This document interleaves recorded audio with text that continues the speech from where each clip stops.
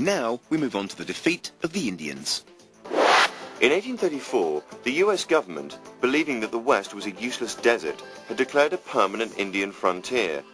This meant that at the time they saw a limit to US expansion westwards. There was a frontier with Native Americans, with the Great Plains seen as one large reservation. But Easterners believed it was their manifest destiny to control the whole continent. By the 1840s, tension was rising as more and more Easterners moved into the plains, and the US government stepped in. For almost the first time, the United States found itself in a prolonged war with the Indians. The Indians would mutilate their victims because, according to Indian beliefs, the whites would then be reborn disabled in their next life. As stories of Indians killing whites spread, the whites lost patience. It was easy to forget that whites had been massacring Indians for generations.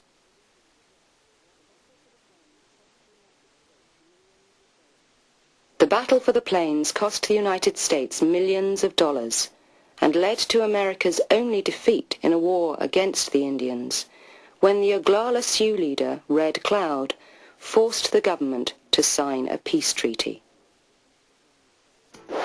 A number of treaties were signed in an attempt to prevent further conflict.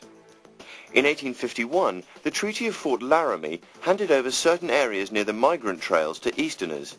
In return, the Native Americans were guaranteed large but separate tribal reservations. In the 1867 Treaty of Medicine Lodge Creek, most Native Americans, apart from the Sioux, were forced to agree to settle in a number of smaller, scattered reservations. In 1868, after a revolt by the Sioux under Chief Red Cloud, the new Fort Laramie Treaty guaranteed a large area of land to the Sioux, including the sacred Black Hills.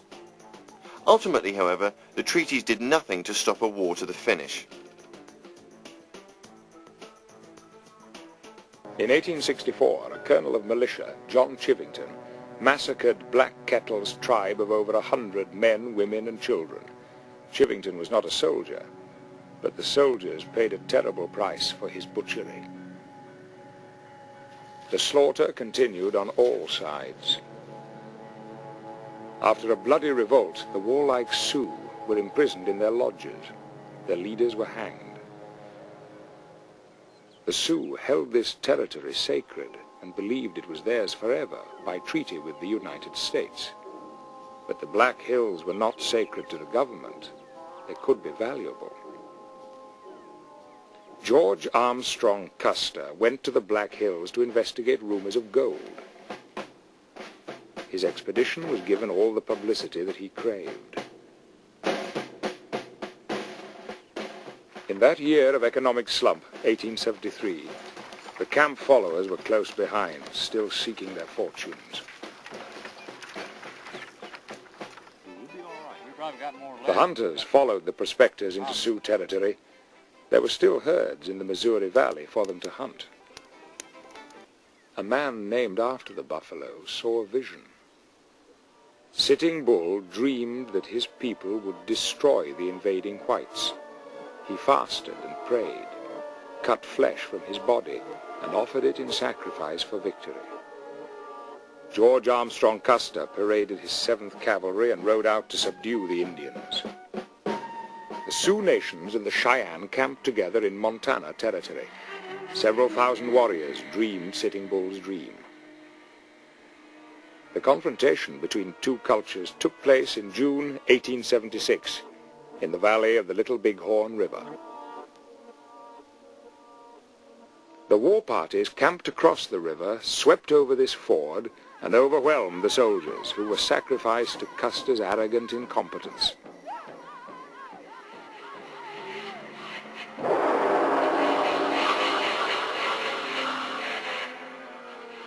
Not one soldier survived.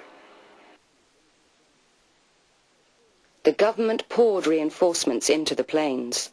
The Sioux and Cheyenne were heavily outnumbered and desperately short of food, and gradually the army brought them into reservation compounds, where they were imprisoned.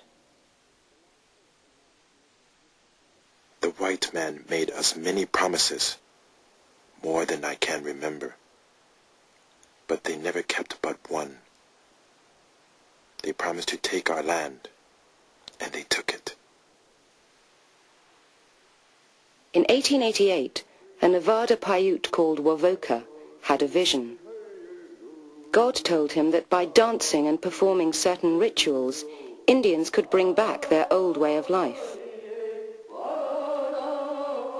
Wovoka and his followers believed that their dancing would make the ground roll up like a carpet, taking the whites with it, and that the dead Indians and their animals would return.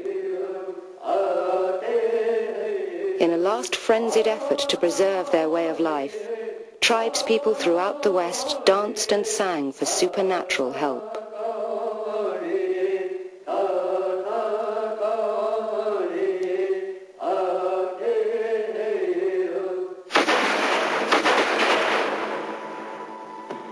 The help they danced and sang for never came. In December 1890, soldiers opened fire on a group of unarmed Sioux at Wounded Knee, South Dakota. More than 300 men, women, and children were killed.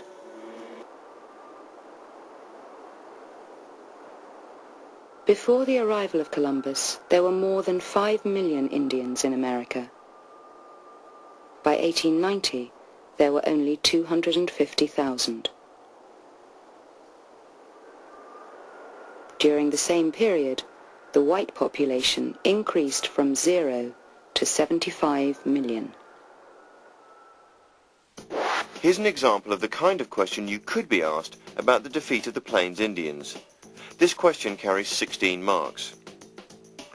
Choose 2 items from the list below and use each of them to show changes in the attitude of the US government towards the Plains Indians in the 19th century. 1834 Permanent Indian Frontier. 1851 Treaty of Fort Laramie. 1867 Treaty of Medicine Lodge Creek. 1876 Battle of Little Bighorn. Now, stop the tape and have a go yourself. Don't get too hung up on the details of the events themselves. Use them as markers for key changes in the Easterners' attitudes towards Native Americans.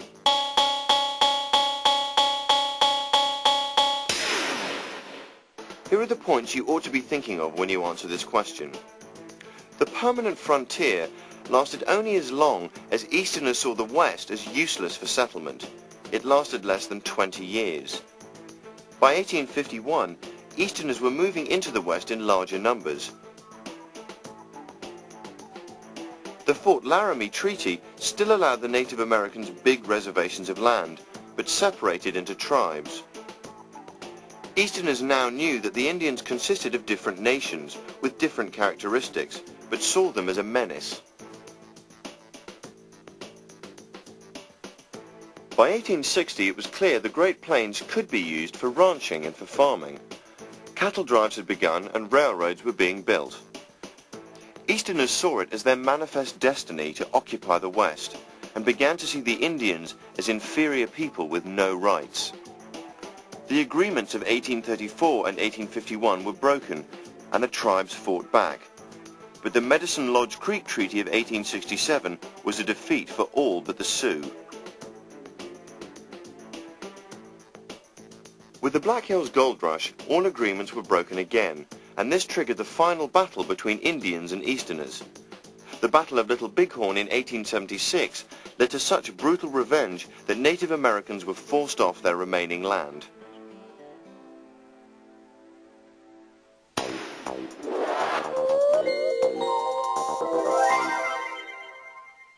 When I'm working on scripts, I like to use highlighter pens to pinpoint the important things to me, and that can also help with your revision. Whether you're learning for the history of medicine or the American West, I'm sure highlighting important phrases or timelines will help you learn them and remember them in the exams. Congratulations! You should now be much more confident about answering questions in your GCSE history exam on both medicine through time and the American West.